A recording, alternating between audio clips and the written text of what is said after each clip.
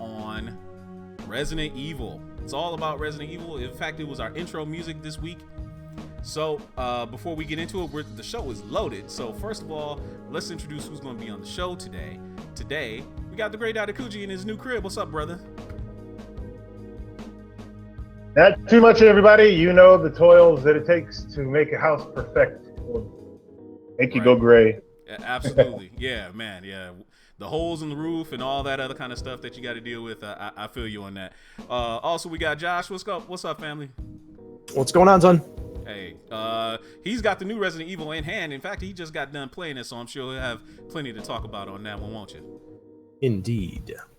And we got returning from a long sabbatical, probably not of her own choosing, Crystal. Krusty is back. What up? What's up? And Connor's back too. How you doing? Howdy ho. All right. She's a Resident Evil veteran. She's played it, so you know, she's maybe watched the movies. I don't know. Have you? I think I've seen one movie. Okay, yeah, good enough. You played the games. That's good enough. Take care of the baby, and we'll get back to you. And last but certainly not least, the dapper one, GQ. What's up, family? Not too much. Just sitting here ready to talk about the world of survival horror. Be interested. You actually picked some good music this week, so that's awesome. Oh, thank you. I appreciate that. Yes, I'm not going to apologize for last week, but I know last week it was hit or miss. You know, this is a Resident Evil 2 mix that I found, and I thought it was very apropos for this week. So anyway, first let's catch up on what happened this weekend. Obviously, Split came out this weekend. Triple X came out this weekend. We know Triple X was probably going to bomb, and I think everybody can pretty much just tell that it definitely did do that. But Split was surprisingly good, and Josh, you went to see it. What made that movie good? Even though it was a Shyamalan movie.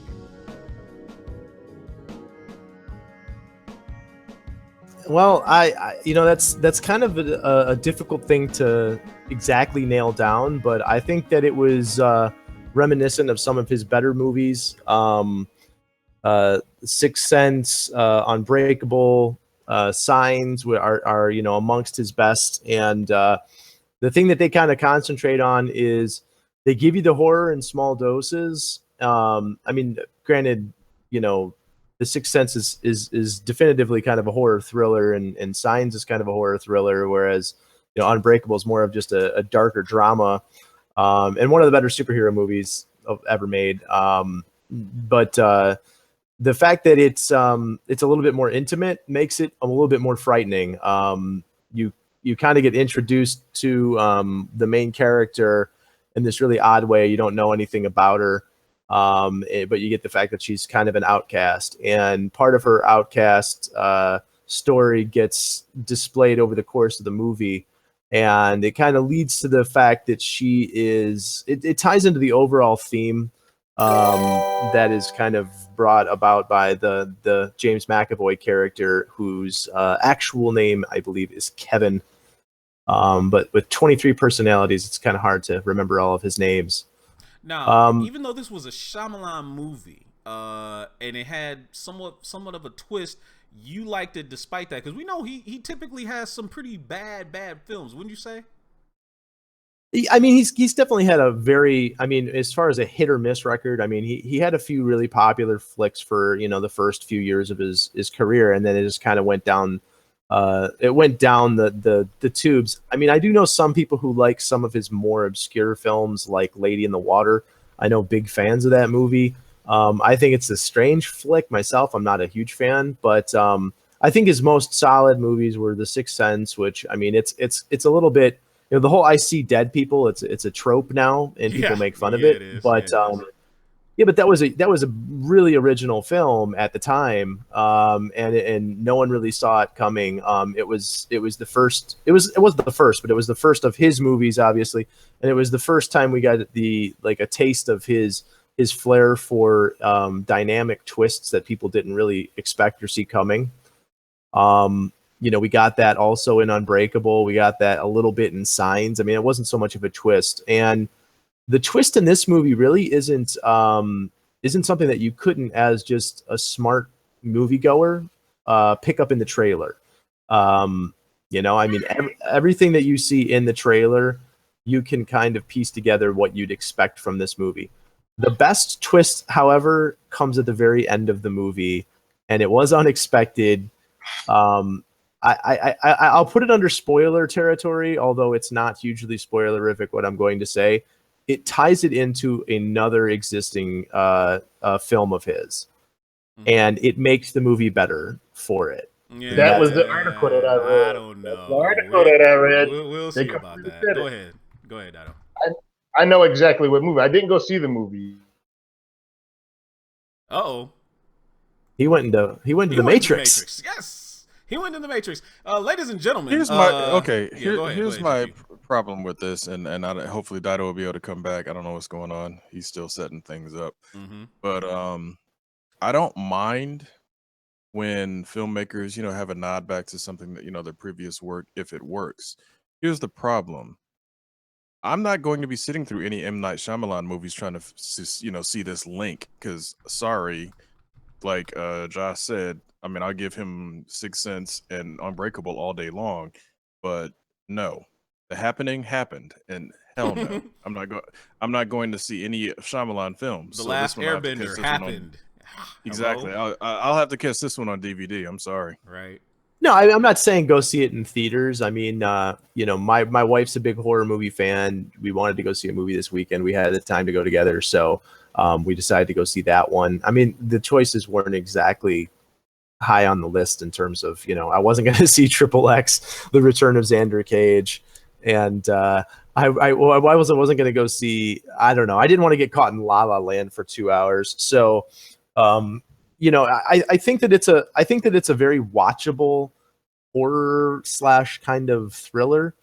It has an interesting little twist. I actually like the concept of it. It's a pretty interesting concept, which isn't kind of fully fleshed out until about halfway or 3/4 through the movie, and then literally like the final scene ties it into another film, and you realize, if for example, I'll just say this, that the movie is essentially, it is the origin story of a supervillain. It's, you know, if Unbreakable is the origin story of a hero, this is the origin story of a supervillain. No. And it's kind of interesting. You know, catch it on DVD. I'm not saying go and see it in the theater, but if you like horror movies, if you liked The Sixth Sense, if you liked Unbreakable, I think you'll probably like this one. It's much more in tone with those ones. It's much more in terms of the quality of those ones than some of his later works, which were garbage.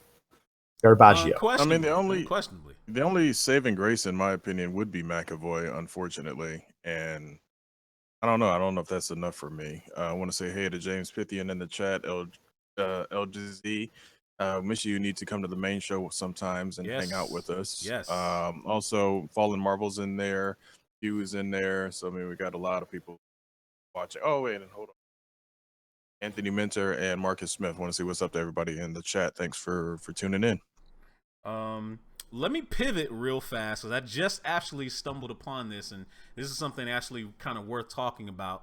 Just saw comicbook.com just broke this. by the by, the person that shared it, we're going to introduce him to the show. Returning after a few weeks, the Big Kahuna. What's up, family? Yeah, somebody left the door unlocked. Yeah, he sure did. What's up, man? So, hey, talk about that thing that you just posted into the group not too long ago. What was that you posted? Real quick, before you say that, did you really just say by the by? No, I don't remember saying by the by. On purpose? No, I didn't say by the by. No, I didn't. Everybody here heard you say I it. did not. I did not say by the by. Did I say by the by? I don't even remember. We'll have to watch the tape. But anyway, Kahuna, why don't you break that news that you shared in the group not too long ago, so we can talk about that a little bit. Oh, they just approved X-Men for TV series. The TV series on Fox ordered a pilot for X-Men TV. Fox ordered a pilot. Fox. Oh, yeah. You know what? We're not gonna do them dirty like that. While everybody's getting shout outs, Angelaris is over there on Twitch holding it down. My bad. He's a loyal Twitch follower, and he needs a shout out to 20 licks to Kenshiro for leaving him out. My bad. My bad. Go ahead and finish that. You were saying the X-Men on Fox. Fox ordered a pilot. So X-Men TV series gets an official pilot order from Fox. So odds are this is probably going to be on FX, not on Fox itself. But what's the over under that this actually is going to end up being, something really good? I don't know. You think it'll be on FX? Yeah, I do. And if it is on FX, what era would you want them to pull from? You think this might be a chance for them to be better GQ as far as doing the X-Men? No, Legion is already going to be on FX. Right. Possible, but they're probably just going to do Gen X all over again. That's probably what this actually is going to be. It's going to be Gen X, the lost episodes. That's all they're doing. What are you shaking your head over there, Josh? What do you think, man? Yeah, I mean, me and Chris come to agreements on certain things quite often and strongly when we do. I have to agree with him on this one. Yeah, they're probably going to go really bad with it. Yeah. I beg and I hope. I mean, I will say this: like Legion looks really, really bizarre. I don't quite know where they're going with that, and so it looks cool. I'm looking forward to that. It looks interesting. I'll give it that. It looks interesting. I just don't know what to expect from it. So I'm going to hold out hope on Legion and not so much on an X-Men series. I just don't know. I mean. Everybody's giving me shit because obviously I guess I did say by the by. I didn't even think. Yeah, I didn't want to break it. Yeah, whatever. Kiss my behind all of y'all. I went back and reviewed the tape. Yeah, whatever. Kiss my behind all of y'all. Y'all gonna rat me out. Y'all supposed to let this stuff slide. Yeah, y'all supposed to let this stuff slide. So anyway, Kahuna, did you go see either Split or Triple X this weekend? You did go see Split too, right? I didn't get to see Split yet. I read everything. You did see Triple X. You did see Triple X. What'd you think of Triple X? Yeah. Triple. I thought it was cool. I mean, you got to know what you're going into when you go to a movie like that. For me, I already know you're going to get a ridiculous stunts, shit that's going to make you say "What the fuck?" But, right. Yeah, for me, I only can speak personally that if I go into a movie knowing that that's what I'm going to see, it doesn't really make it that bad. I knew what I was going to see. And I mean, the action was pretty cool, and I like Donnie Yen's role in that. He had like a good role. Like he had a good role in Rogue One. Yep. But this one, he really he's pretty much, to me, if you ask me, he's the star of Triple X, pretty much. Okay. Yeah, because Vin Diesel can't act his ass off, so whatever. Yeah, and I mean, in American movies, Donnie Yen don't really have speaking roles too much. Right. Mm-hmm. Which he had quite a few in the Rogue One, but he really has them in Xander Cage. Well, Dainakuji is back, and I'm gonna hit this last nugget before we move on to the main topic of the show. Star Wars got its title card. It's Star Wars Episode 8, The Last Jedi. Dido, what's your take on The Last Jedi as a title? What do you think is gonna happen? Tom Cruise is gonna show up, and everybody's gonna think he's the last Jedi. Oh wow! Let's hope not. No, for real. There's this thing going on. They think that the names of the movies, The Force Awakens, The Last Jedi, and all the new movies are gonna have like a sentence or some shit like that. Because The Force Awakens, The Last Jedi is a sentence. So I don't know. I personally don't think that Skywalker is the last Jedi. I think Skywalker is training. Who was the last Jedi? Mm-hmm. She was hidden on Jakku, and she was supposed to be the last Jedi. And I'm assuming the Knights of Ren were trying to wipe them out, and she was the last one. He went into hiding. He put her into hiding. She's the last Jedi. There you go. But I look forward to it. Like I look forward to all Star Wars. Yeah, okay. Yeah. Hold on, let me brush it in real quick. LGC, shame on you for throwing out spoilers in the midst of the show, but let's carry on. I don't know. I look at it this way with The Last Jedi. They should have actually saved the word Jedi for episode 9. Mm-hmm. Because if you look back at 3, 6, and 9 are either a Sith related thing or a Jedi related thing. All the other ones were different stuff. A New Hope, Empire Strikes Back, Attack of the Clones, Phantom Menace. They should have reserved Jedi or Sith for the 9th title, not the 8th title. So, Should have been, in your opinion, Knights what of does this Ren portend, Strike seeing Back. as how the logo Star Wars was red and it says The Last Jedi? What do you think this could end up meaning? I mean, I don't know. I mean, in all actuality, it's always been Star Wars has used a lot of yellows or reds in their title cards. So, I mean, I think that's just that. It's like Force Awakens, I think, was yellow in the poster. So now they're going to red this time. So you don't See, I think feel necessarily the Last Jedi. I feel that it's just the movie's gonna be centered around Luke pretty much. Mm-hmm. And as of that time, Luke is the last Jedi. Okay. Rey is not a Jedi yet. No. So as of right now, he's the only Jedi. She So could I feel be by that the end of the movie, though. I mean, I'm just devil's advocate. She could be. So and then like what GQ led to, saying as far as leaving that title Jedi for like the last movie, people are already picking it apart, just saying that they're copying the originals. So I think if they end the last movie with Jedi, they're gonna really try to shit on it. Oh, there'll be a revolt, man. There will be a revolt. Absolutely. Oh, they're even copying the Absolutely, title. absolutely. Okay. LGZ says she's over the whole Star Wars thing right now, and she's pretty much on a limb on her own right there, because they're doing a damn good job. I mean, hell, even Rebels was. I mean, that last episode of Rebels was actually really, really good. So. I've been enjoying Rebels. Yeah, it was really good. So anyway, let's move on. Main topic of the day. Honestly, we're going to talk about the legacy of Resident Evil, and I brought this up because obviously today Resident Evil 7 dropped. This week, later this week, Resident Evil: The Final Chapter drops, and I just thought it would be a good time for us to go ahead and revisit what Resident Evil has meant, all these years since it first came out. I think it's been 15 years as of today when the first Resident Evil came out. 15, like bro. What are you talking about? 22. Is it 22? 21. 20. If it was 96 when the first one came out, was it 96? I don't remember. Damn, did it come out that long ago? It'll be 21 this year. Okay, I was 21 this year. Okay. Holy right. shit. Yeah, we 21 this year. Okay, when the first one came out, we've had so many games. So, since then we've had, movie franchise that's been attached to it. We've had, Jill Valentine and the zombies being in Marvel vs. Capcom 2, which was actually kind of funny.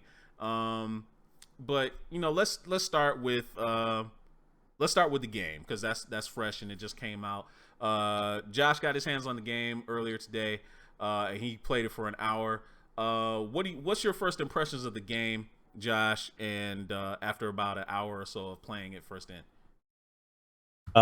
scary, and no, it's really interesting. I mean, it's a completely unique take on Resident Evil 7. Or on Resident Evil in general. I don't know what to expect quite yet. It's a little early to make a final assessment from an hour, but it goes down pretty fast in an hour. We were chatting in the pre-show, and I was telling these guys a little bit more spoilery stuff than I probably will tell you, but it goes off in an hour. Some stuff happens. I'm thinking that maybe the game has multiple branching endings, possible branching storylines, which would be pretty interesting. They haven't really gone that route in any of the Resident Evil games. Like, I don't know if the things that happen will affect later in the game. For example, the thing that happened to me about 43 minutes in, like that can't be undone by a storyline. Like, so I'm not quite sure, but it's I don't know if the game was tailored or catered to the VR experience, but I definitely look forward to hearing what people have to say about the VR because it's definitely scary. The first person experience, it lends itself to intimate, vulnerable scariness. You have no sight lines except for what's right in front of you and just slight peripheral. So, you're constantly looking around in fear of what's around the corner. And you should be, because apparently there is something around every friggin' corner in this game. Yeah, it's a pretty scary game. It's super atmospheric. It's definitely an interesting thing, and I look forward to playing more of it. That's why I decided to pick it up. Now GQ can talk. I mean, even though he hasn't bought the game yet, but I know he was saying that he wanted to get it for the VR experience. And actually, James Pythian's in the chat saying that one of our mutual Facebook friends, Ava, is playing it on the PlayStation VR and says it's incredibly badass. What are you looking forward to as far as the experience in VR, GQ? Recording you and laughing at your basic response to the game. I'll be game. I can do that. Okay. But no, in all honesty, I mean, it's like Josh said, it's the perfect opportunity to do a full-on survival horror immersive experience now that you got the PlayStation VR out. I think if this one, because again, I've always liked Resident Evil from the beginning. It's one of the few games that literally gets under your skin and it makes you just, like, okay, this is definitely fun and it's creepy. And with the original had the fixed camera angles and it was like, playing a horror story for real. So, I mean, I think this time around you're in it now. And if they can, get some VR headsets back on the shelves, I think this will be potentially their VR system seller because everybody does like a good scare. And I think, I don't know, it depends on how the VR mode, if it's one of those situations where you can play the entire game in VR, then cool. But normally VR is usually, they try to limit it to like, short bursts of entertainment because, some people can't handle the motion sickness or the immersion is too much for them or whatever. So if they let you play the entire game in VR, that would be I'd do that first. I wouldn't even play the regular game. I would play VR through the entire game first, run through, and then go back second time around or something like that normally. But that's what I'm looking forward to, the opportunity to have that completely immersive, you get your headphones on, you hear every little creak, nook, and cranny in the house and all that sort of thing. And just that experience of being in the survival horror world. So I think it'd be a lot of fun. Well, and for $60, you can't go wrong. Yeah. Well, Angelarius just asked a really good question over there on Twitch, and I want to throw this back to Josh before I hit up Crystal. Also, since she's back in and has tamed the young beast over there, the young world conqueror. He says the real question for him is it Resident Evil? 5 and 6 seemed like more like generic shooter. And they lost their whimsical tone and tried to go hardcore. Now, there's two questions in that, but I want Josh to answer his question real fast, and I'll ask the second part of that question. Josh? All right, so is it Resident Evil? Yeah, I've been playing these games since 1996, May 21st, 1996, or March 21st, 1996 is when it came out. So yeah, it's 21. It's old enough to buy its own scotch. It is Resident Evil. No, 5 and 6. I mean, 5 kind of kept some of the tone of the Resident Evil games, but yeah, the fact that they went a lot more shooter with that one, and specifically with 6, which was, those games were just they just weren't distinctly Resident Evil. I think 4 was the one that kind of got right to the edge of what Resident Evil could be. Without completely breaking the mold, and I think a lot of people who like Resident Evil like the game a lot. It's one of the better games from the Cube. But specifically, what was the very first thing that happened in the first Resident Evil game? Okay, it's a bunch of cops investigating something that they in a spooky situation that's going on in the middle of these woods in the Arklay Mountains. And then they come upon a big old mansion, and they go in there, and they have no idea what they're going to find. And it's holy shit, it's zombies. This is very similar in tone. You know, it's a guy is okay. Slight spoiler territory for those who want to play. It's literally the first thing that happens when you turn on the game. It is a guy looking for his wife who's been missing for 3 years, and she gets a message from him, and he thought she was. Her. I'm sorry. He gets a message from her, and he thinks she was dead. So Silent Hill, real quick. It's a little tinge of Silent Hill, and then you know he goes to it's the middle of Louisiana, which is I thought was a weird take, but it's this creepy backwoods mansion, and it's a guy walking into basically a creepy backwoods house, and it's instantly frightening. It's instantly the door closes behind you. You turn on your flashlight. It's pitch blackness without the flashlight. I mean pitch blackness. Not to be that guy. But yeah, right. But I'm gonna be that guy. You. But go ahead. Just before you're about to be that guy, right? You know, I'm gonna just go out on a limb here and probably just say that this protagonist is white, isn't he? Yeah, I think he is. I think he is white. Yeah. Okay. Well, that was it. I'm gonna hop in. You can't have the black guy because then he would die immediately because it's a horror game. I mean, everyone knows that. Well, I'm gonna hop in real fast because I know he doesn't have looking in the first place. Well, I know he doesn't have a whole lot of time, so I'm going to jump in real fast and actually ask the second part of the question. I'm gonna ask him. Super Nerd Plus is joining us from the JOB right now. So here's the question I want to ask: what makes Resident Evil? What makes it Resident Evil? What is Resident Evil to you? Super Nerd? I think is what it is because it's one of the first survival horror games of this kind. Because it scared the shit out of me when I first played it, especially had no memory card. I had a PlayStation no memory card at first, so I had to run through that game pretty tough. Yo! You played it without a memory card on the PS1? Without a memory card. When I first got the PS1, I remember I borrowed it from Waffles. Yep. I was brave, and I went through the game. I said, man, this game is scary as hell. I'm not going to lie. I hadn't had the lights off, too.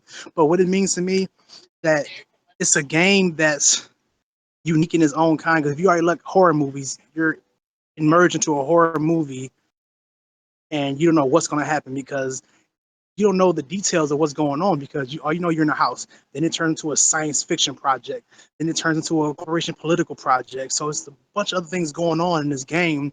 And even throughout the whole series, there's always something going on. And this cool part about it, it always leads back to the first game. Mm-hmm. Each game you play always leads back to something. And I like how they just incorporate everything from every game, every storyline, and every character. Although I did hate that down is up and up is down thing in the original games. That thing messed you up because that camera was all kinds of fucked up in that first game. All kinds of fucked up. And those controls did not help. Thank you, my brother. Am I the only one that had no problem with the controls in the first game? You must be. Because I had no problem whatsoever. Yeah. No, I didn't have a problem with it. I love airplane controls as well. Yeah, no. The stupid thing I hated about that game was, and they actually dumb questions. Do you want to take the clip? Do you want to take the ammo? Like, yes, I want to take it. What kind of dumb question is that? Right. Do you want to take the magic key? Do you want to take the magic key? Right. Do you want to take the first aid spray because you're almost half dead? Right. Absolutely. Well, hey, Super Nerd. James Pythian says, "Get your ass back to work." We're gonna say that too. Go get back to work. Don't get fired. And don't let us be the ones that get you fired. So, thanks for checking in, brother. Thank you for checking in. Krusty, what in the hell does Resident Evil mean to you? You know, you're of a younger persuasion. So, what does it mean to you? You know, you have a kind of a skewed view on things. What does Resident Evil mean to you? Resident Evil was probably one of the first games I played, along with Tomb Raider. Because my uncle was a huge gamer, and I just played all of his old stuff.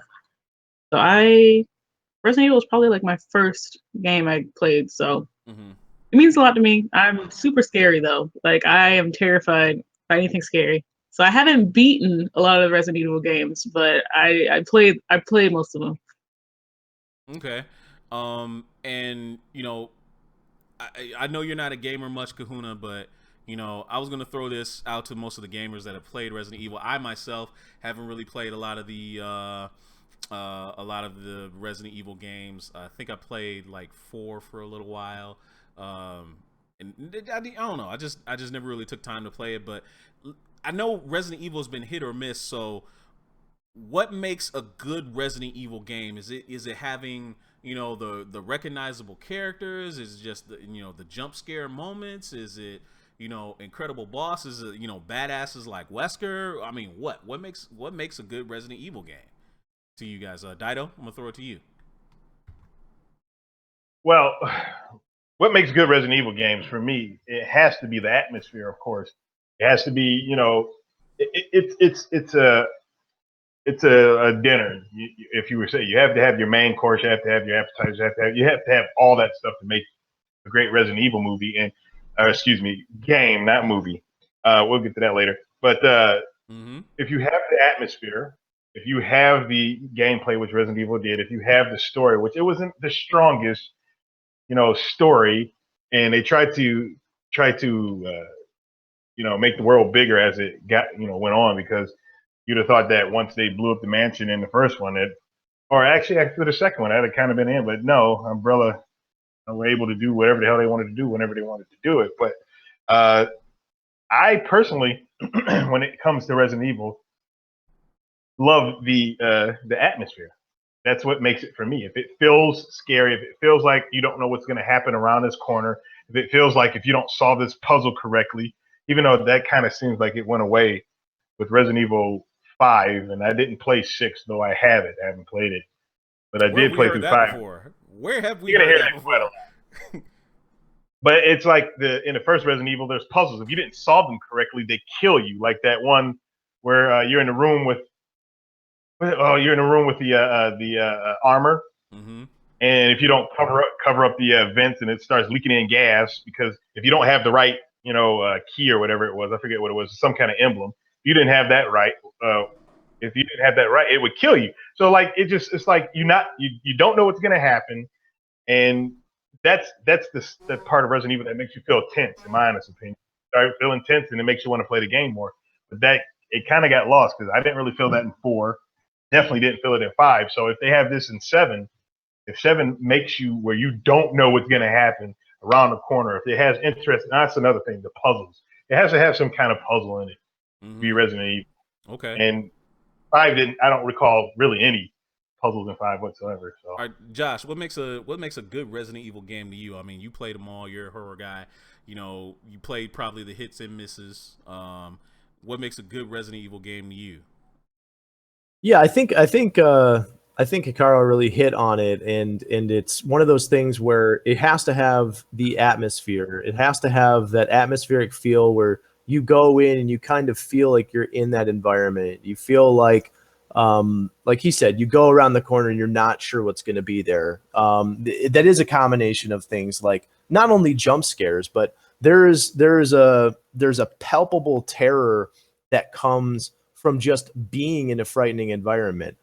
Crystal talked about it. It's one of those things where it's scary intrinsically, and so although the games got away from more of the horror elements as they went on, when especially those original games, like the RE remake is one of the best RE games. It's one of the best games, in my opinion, probably that ever was made. The one on GameCube, right?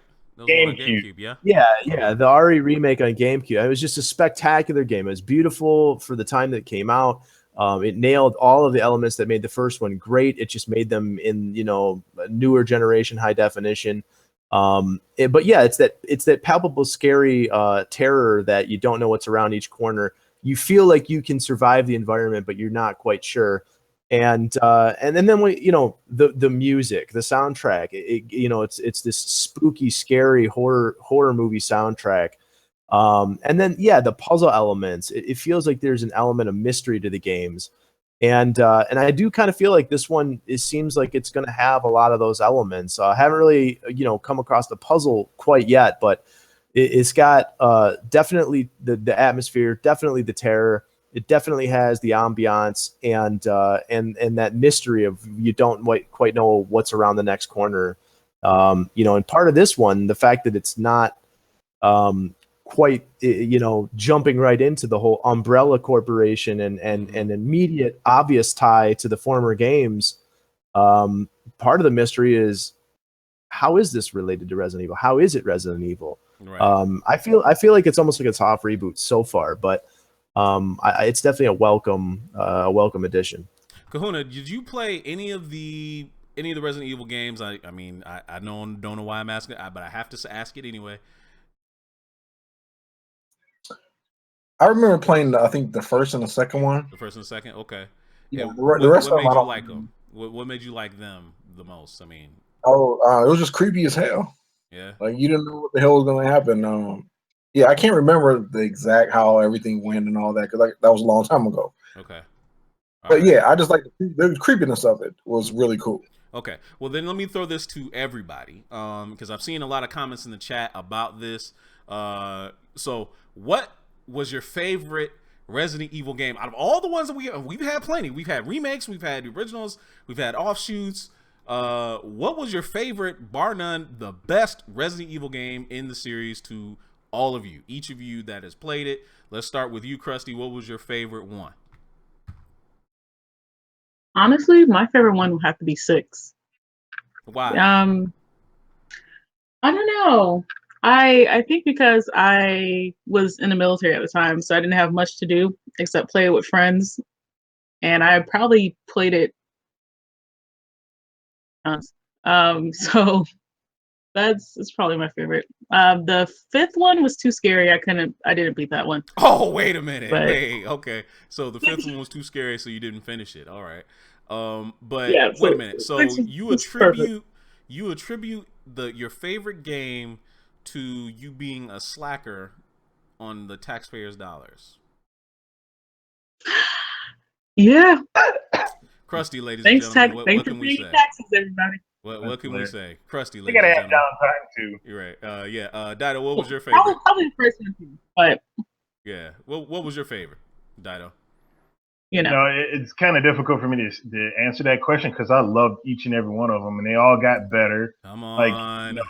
Come on. You want me to nail it down? I would have to say the first one because that's the first one that made me love the series. Okay. I know when the first one came out, and then when Resident Evil 2 came out, it was way better than Resident Evil 1. So then I have to say Resident Evil 2. But then Resident Evil 3. Stop. I love them all. Just pick one. I agree with him 100%. Stop. Out of the ones that I've played, I love all of them. Now, I haven't played 6. And if all you junkies in Junkie Land would like to see me play through 6 through Twitch, put it in the chat because once the house of the great Daidakuji and Adobo Girl get back in order, we'll be twitching a whole lot of shit. Can't just pick one. He's gotta sit the fence and pick them all. I didn't say all of them. I said I'm gonna go with part 1. And then you started to say, well, then I gotta like part 2. Then I gotta like part 3. Then I gotta like whatever, man. Anyway, GQ, what was your favorite one? In all honesty, my favorite one is still the first one. The first one had the cheesiness, before they tried to, bring out the quote unquote director's cut, which they accidentally gave us the wrong cut or the wrong version. Mm-hmm. But I like the, just the cheesiness of it. I mean, the master of unlocking and, all the silly, extremely horrible voice acting. And then the feeling of dread that you fear when like you're limping through like that whole garden, and then next thing you know, this cutscene starts with this hunter running through everything that just took you 5 or 10 minutes to walk through. He covers it in like 2 seconds, and he opens the door. Here's the other thing that I loved about the Resident Evil games is they were the most polite zombies and enemies. All of them would open the door and close the door behind them before they attack. I know there every are single no one open of them. doors, I'm just like, right? I'm like, dude. And then also I got to give it up to that super butler that like you could just lay level an entire room of zombies and then walk out, come back in. That room is clean, like as if nobody was there. So I used to love that about that game. I mean, obviously PlayStation 1 was limited on the amount of RAM it had, the amount of loading. But that was one of the things that I did love about the remake that Josh had mentioned. Is the fact that if you let those zombies hang around, like they would come back as redhead zombies and like just ruin your day. So I mean, they did a lot of great things with the remake. So I mean, honestly, it's 1 and its remake are to me are the best Resident Evil experience. All right. Well, we're seeing a lot of comments in the chat. I've seen, I haven't seen anybody mention it yet. I mean, I've seen it in the chat, but nobody on the show has mentioned it yet. No love for Nemesis in Resident Evil 3. I've seen James Vithian say RE2 was good. I've seen a couple RE6s. I've seen 1.5, I think, as well. So Josh, what was your favorite? I mean, I didn't even hear anybody heard anybody say Code Veronica, and I heard Code Veronica. I told you really I like all of them. Yeah, stop. Code Veronica Stop. was great. No, stop. Resident No, Evil these 3 are was people great. picking. Resident Evil 2 was Code great. Veronica, that was good. Yeah. So I want to remake Code Veronica. Yeah. All right. So Josh, what was your favorite Resident Evil? I think the remake is probably the absolute best one. It's everything that was great about the first one. It's because it's a remake. It's basically took everything that was great about the first one. It just made it a little bit better. But I get why I get why Hikaru is saying what he's saying. I get why Dadakuji is saying exactly what he's saying, because yeah, you played the first one and it leads to your love of the second one. I would have to say that the second one is definitely an improvement over the first, and it's probably a much bigger and better game. And as far as the biggest and best games that took the original formula before kind of the high definition revolution, I would say that, Code Veronica was probably one of the best of that genre. It was slow moving still. You still had the turn-based tank maneuvers of the classic Resident Evil, the classic shooting. When Resident Evil 4 kind of took it to the, anywhere you want to aim reticle and things like that, it changed the game a little bit. So of the classic ones, Veronica is probably the best, and then the remake just brought that back and made it better. So the remake's definitely my favorite of all, but I don't know. We'll see how 7 is. Well, Angelaris is over there on Twitch saying like, wait. No one has mentioned 4, which actually surprised me a little bit. 4 is like, top 50 games of all time.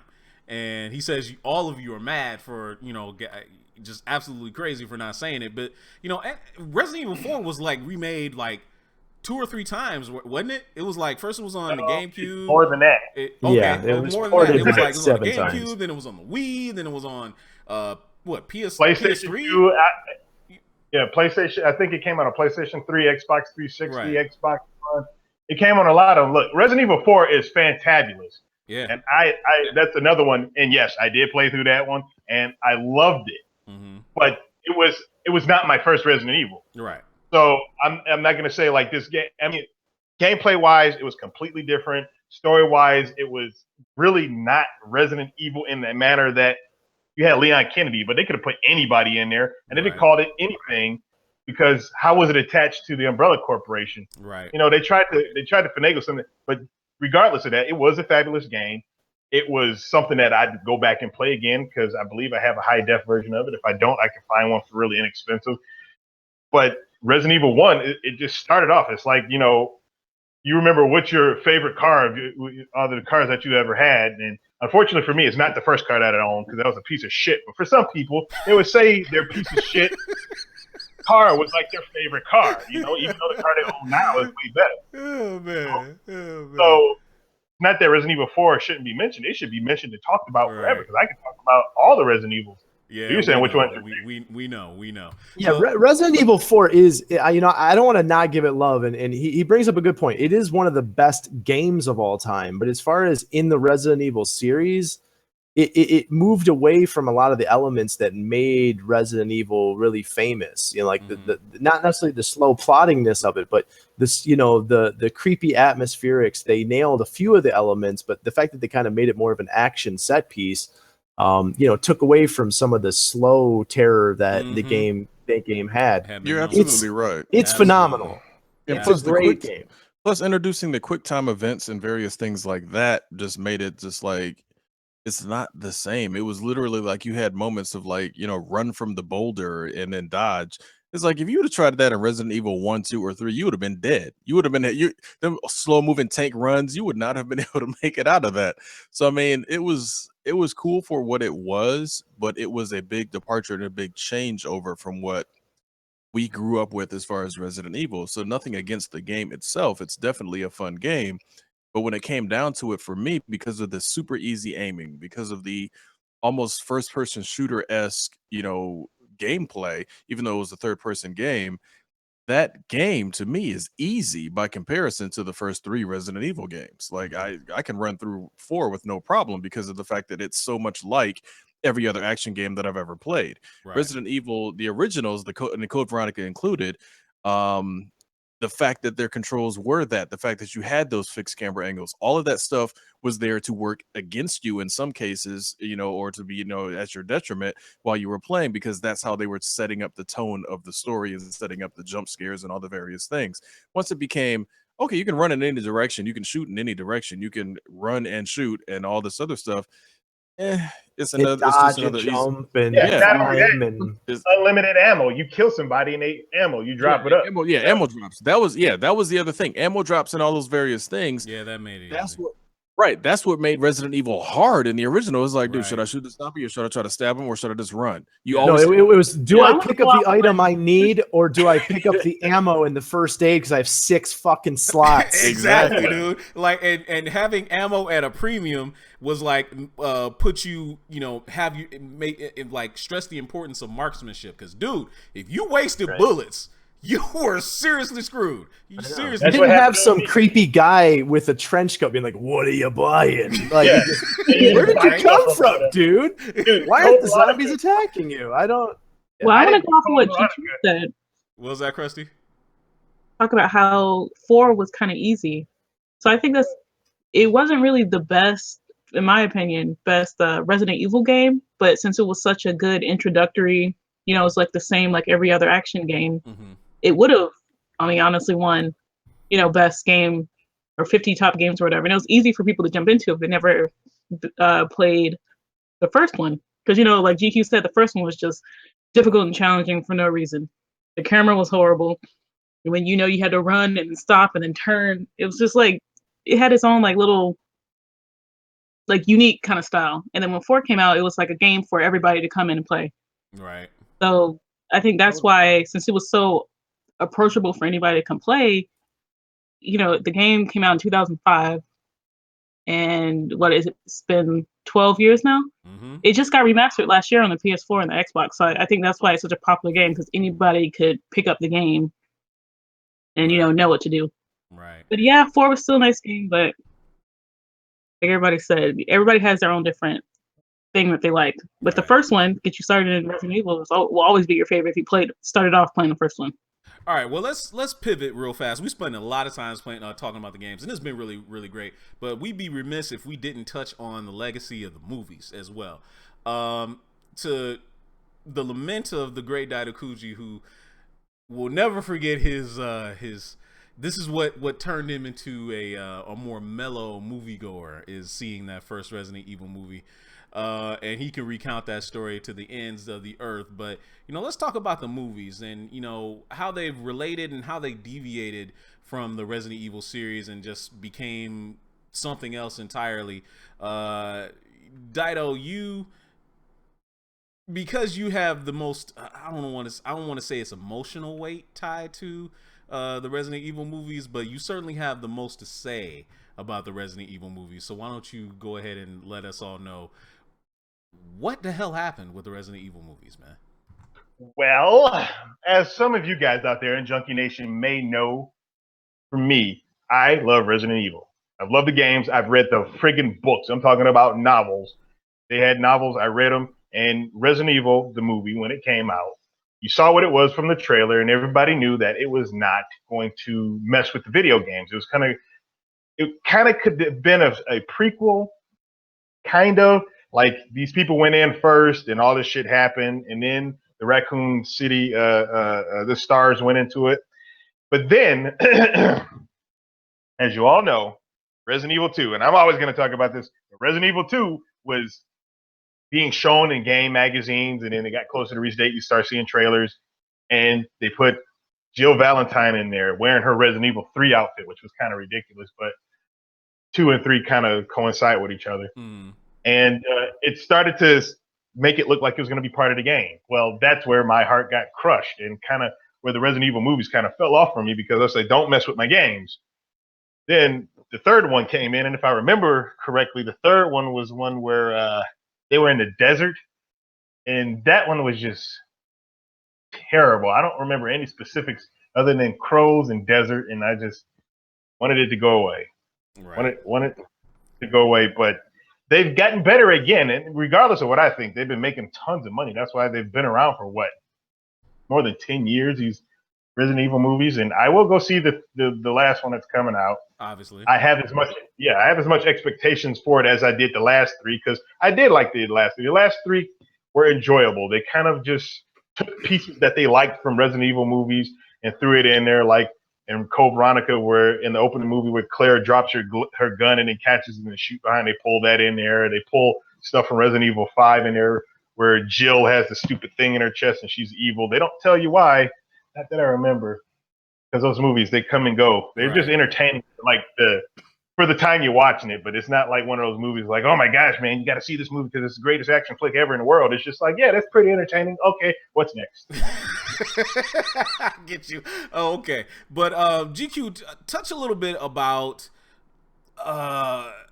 what was really kind of good about the Resident Evil movies. Was it good because they didn't follow the game series, or you know, was that not necessarily a good thing at all?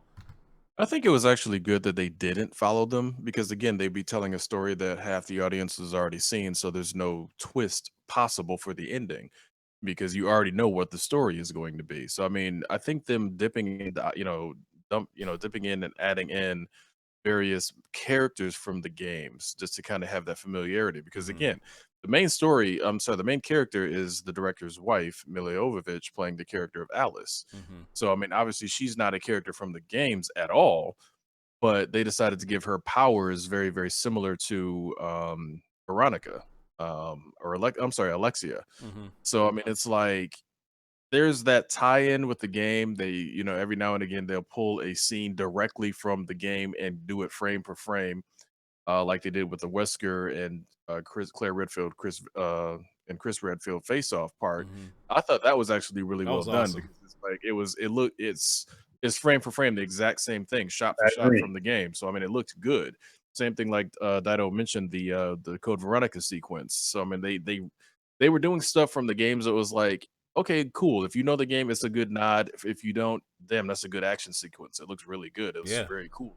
I wonder where they got the idea for that. So I mean, I appreciated it on that level. Now, granted, like most movies of this type, the plot is paper thin. It's just there for the mindless entertainment crowd, which again, whatever. I mean, it is what it is. Like Dido said, it's making money. So I can't deny that part of it, because they got 7 of them so far, or however many this is. This is 6 or 7. More than 7, isn't it? Isn't it more than 7? This is 7. The 7th one. 7? Yeah, this Okay. is the 7th one. Yeah. Okay. So I don't know. Out of all of them, I think my favorite one was probably Afterlife, only in the sense that you had Wentworth Miller playing Chris Redfield. Yes, man. And it's just like, it's like, okay, so they got this got to be Chris Redfield. They got Ali Lauder to be Claire Redfield. They got Sienna Miller playing Jill Valentine. I mean, it's just like you have all these like picture perfect people playing these characters. Right. And Dido, to your point, they did explain where Jill got that mechanical spider thing on. Yeah, I must have forgot. Yeah, because it was near the beginning of Afterlife, because Claire has one on her chest when Alice finds her. Right. So they kind of through flashbacks, show that whole thing, but they don't truly explain it, but it's in there. I'm gonna have to go back and watch. Kahuna, your primary interaction with Resident Evil is from the movies. Let's reflect on not necessarily the plot, because as GQ said, the plot is extremely paper thin. But talk more about Mila Jovovich as the primary star. I mean, obviously we know I think she could be more known for this, obviously, than Fifth Element, but she'd become a really bankable action star, wouldn't you say? Like, has her talent been wasted, doing all these Resident Evil movies because she's been doing something else, or you think this was great for her? I think it was good for her. It's kind of, this is her franchise pretty much, it's her baby. I think she could have been used in other movies. She definitely became a, pretty good action star. Because during Wasn't she in Eon Flux too? No, that was Charlize Theron. That was Charlize? Mm-hmm. Okay, I'm getting mixed up. I think everybody thought she should have been Aeon Flux, but Charlize Theron got it. Yeah, I think that's how I got it mixed up. But yeah, like and also going back to which one is my favorite. I like the first one. The first one was was real gritty. It was before it became as the movies went on, it became this real like CGI heavy type thing. The first one was real gritty and zombie like. You had my baby Michelle Rodriguez in there. She's gone, even though she came back. But she gone. Yeah, she gone. Yeah. But yeah, that'll be probably my favorite one. But yeah, I don't know what Mila's gonna do after this franchise is. I mean, it's over after this movie. Right. So. It's a wrap, exactly. Exactly. Wonder what she's gonna be doing after that. Right. Krusty, what's your recollection of the Resident Evil movies? And did you like them? Not like them? What? I guess I liked them. I like almost every movie. Easy to please. So easy to please. If it's not Pulp Fiction. If it's not Pulp Fiction. Yeah. That might get you lynched up in here. Be careful. Be very careful. I honestly don't remember. I remember enjoying it. So. Okay. Have you seen more than just the first couple, or no? I thought I just saw one, but hearing you guys talking about it, I think I saw all of them. Wow. So. They're that forgettable, huh? They're that forgettable. What about you, Josh? What's your recollection of the movies and their legacy, and you think they should have been tied a little bit closer to the game story wise? Maybe did they miss perhaps an opportunity to create something incredibly special where the movies could have, I don't know, bridged the gap between the games and like had a really, I don't know, coherent storyline moving back and forth? Yeah, I mean, as far as the live action movies, I kind of have to agree with what Chris said in terms of, the first one kind of felt like it could have been a prequel, or maybe it was Dido who said that. The first one, kind of almost could have been a prequel to the games and something that could have happened. It felt like it was tied in, but yeah, if you are, tying in, a live action adaptation of the games, you're essentially playing through something that people have already seen. Well, I think one thing that needs to be talked about is the fact that apparently Mila Jovovich is a vampire, because since 2002 in the first Resident Evil, she looks identical to how she looks now. Like I don't really understand what's going on with them genetics, but no, I actually really like Mila Jovovich. She's funny. She was in Zoolander. She can act. She actually can sing. She's put out a couple albums. My wife used to like her music. Really? Okay.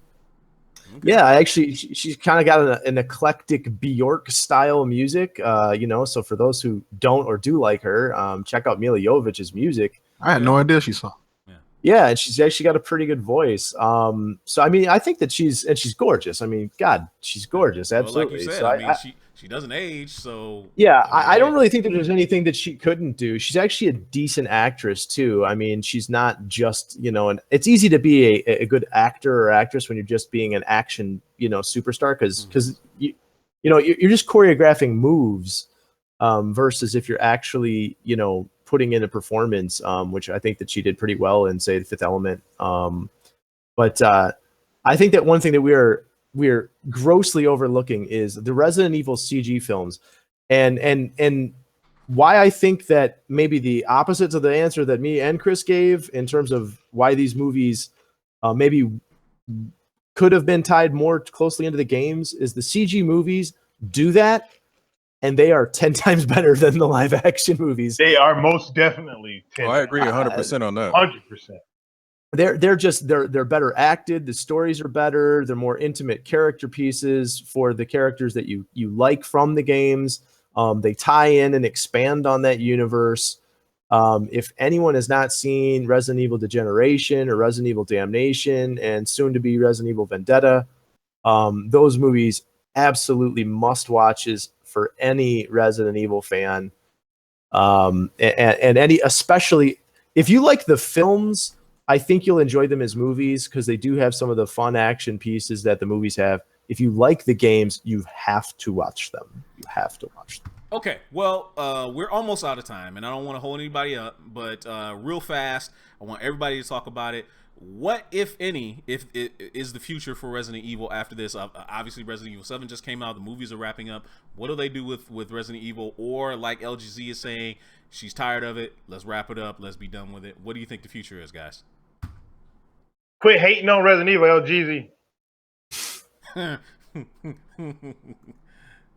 But no, seriously, what's the future of Resident Evil movies? The future of it, no. It's kind of hard for me to see where it's going to go from here because I haven't played the 7th game, and as we all know, we're still kind of questioning how does it connect with the original? Does it have anything to do with the T-virus? Blah blah blah blah. We don't know, but I think the future of it is going to be first person from now on. I think it's going to get a TV show. It's like X-Men is getting a TV show. I actually think that's a great idea. I think a TV show. I mean, horror is definitely a thing that they're doing really well on TV, and so it could definitely lend itself to that pretty well. But here's the thing, though: if they do a TV show, no, we're almost out of time. They cannot let it be Walking Dead. They have to really focus on the Umbrella Corporation and go from there. Right. I had a quick question. Yeah. For those who played the games, is the laser room in all the games? No, that's a movie convention. Yeah, it's a movie convention. I think there was one. I think in Resident Evil 4 they touch on it for like a split second. There's a laser. It's pretty much in every single movie. Oh yeah, it's really cool. I mean, they turned that guy into Julian Fries. It's one of my favorite things of the movie. You're right, and then that same butler came in and cleaned him up because he wasn't there in the next shot. He wasn't there in the next shot. Yeah, they cubed him. I mean, they turned him into cubes. Flash is on me too. Yep. So we're gonna go ahead and get ready to get out of here because the Flash is now on. Let's and don't forget League of Legends. Legends tomorrow is right after it. Then of course we got Marvel's Agents of S.H.I.E.L.D. is gonna be after that. For those of you that are into R&B music, of course. That excellent looking new edition biopic 3-part miniseries starts tonight over on BET. So record that. Plenty of stuff to watch, plenty of stuff to talk about. Come back and join us next week on Culture Junkies Live. I'm Kenshiro for Krusty, for the Big Kahuna, for GQ, and for the Great Dadakuji, and for Josh. We're gonna see you guys next Tuesday. Follow us on YouTube or on our Twitter to find out schedule updates. Visit us on culturejunkies.net. See you guys later. Peace out. Peace. Take care. I love that.